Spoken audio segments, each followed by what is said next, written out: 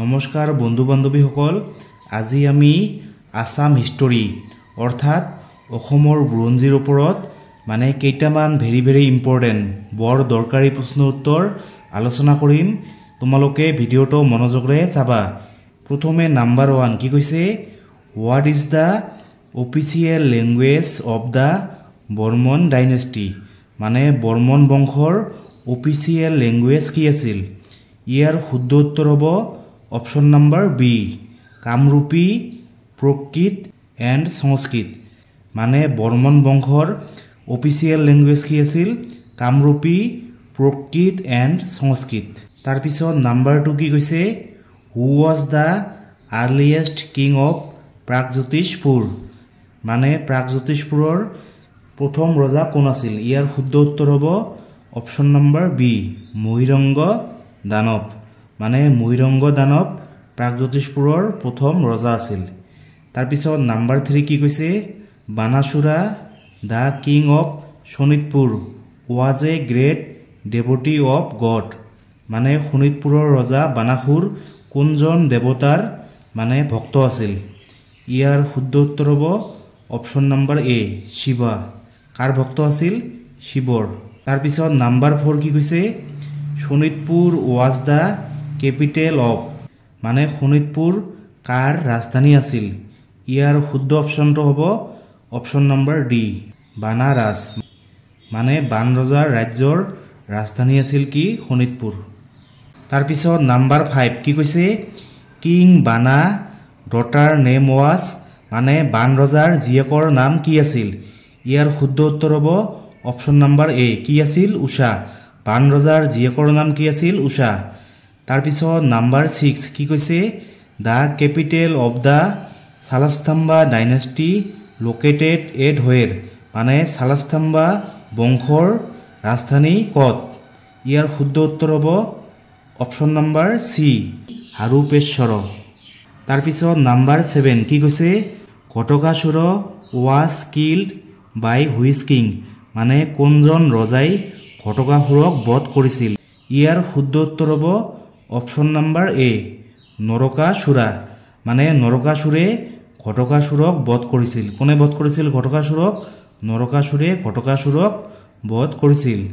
তাৰপিছত নাম্বাৰ 8 কি কৈছে, in which century the ancient era of Assam began, মানে কোনটো শতিকাত অসমৰ এনচিয়েণ্ট ইৰা আৰম্ভ হৈছিল। ইয়াৰ শুদ্ধ উত্তৰ হ'ব option number D, 4th century.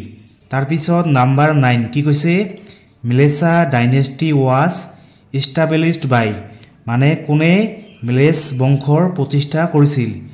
ইয়াৰ শুদ্ধ উত্তৰ হ'ব অপশ্যন নম্বৰ এ, শালস্তম্ভা। মানে শালস্তম্ভাই মিলেছ বংশৰ প্ৰতিষ্ঠা কৰিছিল।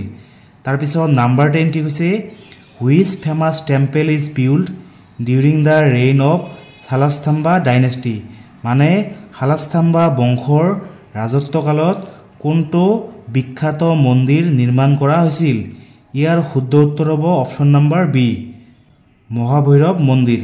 কোনটো মন্দিৰ নিৰ্মাণ কৰা হৈছিল, মহাভৈৰৱ মন্দিৰ। তাৰপিছত নাম্বাৰ 11 কি কৈছে, according to Ramayana Amrit Raja was the founder of the kingdom of, মানে ৰামায়ণৰ মতে অমৃত ৰাজা কোনখন ৰাজ্যৰ প্ৰতিষ্ঠা কৰিছিল। ইয়াৰ শুদ্ধ উত্তৰ হ'ব অপশ্যন নম্বৰ এ, প্ৰাগজ্যোতিষা। কোনখন ৰাজ্যৰ, প্ৰাগজ্যোতিষা। তাৰপিছত নাম্বাৰ 12 কি কৈছে, হু কিল্ড সত্যভামা, মানে সত্যভামাক কোনে হত্যা কৰিছিল। ইয়াৰ শুদ্ধ উত্তৰ হ'ব অপশ্যন নম্বৰ বি, কৃষ্ণ। মানে কৃষ্ণই সত্যভামাক হত্যা কৰিছিল। তাৰপিছত তোমালোকে নাম্বাৰ 13 এইটো চোৱা, কি কৈছে, the Magadha empire was founded by whom in the 4th century BC, মানে 4ৰ্থ শতিকাত মগধ সাম্ৰাজ্য কোনে প্ৰতিষ্ঠা কৰিছিল। ইয়াৰ শুদ্ধ উত্তৰ হ'ব অপশ্যন নম্বৰ চি, কোনে প্ৰতিষ্ঠা কৰিছিল, বিম্বিসাৰা। তাৰপিছত নাম্বাৰ 14 কি কৈছে, নৰকাসুৰা ফাউণ্ডেড হুইচ ডাইনেষ্টি, মানে নৰকাসুৰে কোনটো বংশৰ প্ৰতিষ্ঠা কৰিছিল।